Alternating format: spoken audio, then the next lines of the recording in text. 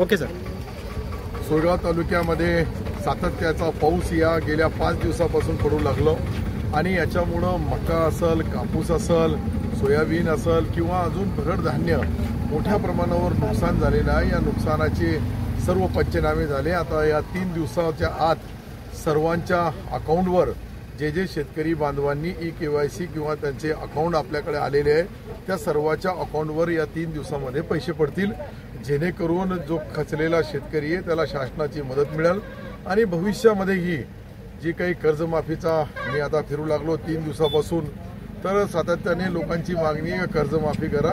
त्यालाही कर्जमाफीच्या बाबतीत अंतिम निर्णय हे सरकार घेईल, परंतु मी या तालुक्याचा आमदार या नात्याने सोयगाव सिल्लोडच्या शेतकऱ्यांच्या ज्या भावना आहे त्या निश्चित येणाऱ्या अधिवेशनामध्ये आपण ते सकारात्मक सरकार आहे आणि निश्चित त्याची नुकसान भरपाई आणि कर्जमाफी या दोघांच्या विषयीही अंतिम निर्णय सरकारने आता आपल्या नुकसान भरपाईचे पैसे या 3 दिवसामध्ये अकाउंटवर पडतील असं मुख्यमंत्री महोदयांनी बोलले। उपमुख्यमंत्री एकनाथ शिंदे साहेब बोलले त्याप्रमाणे आता पुढची तयारी शेतकऱ्याला रब्बीसाठी लागणारी मदत जी लागल त्यासाठी आम्ही प्रस्ताव शासनाकडे पाठवलेला आहे। त्याचा तो ॲडव्हान्स पैसा त्याच्या हातामध्ये आला खतासाठी बी बियाण्यासाठी तर निश्चित रब्बीचे पीक ते घेऊ शकतात।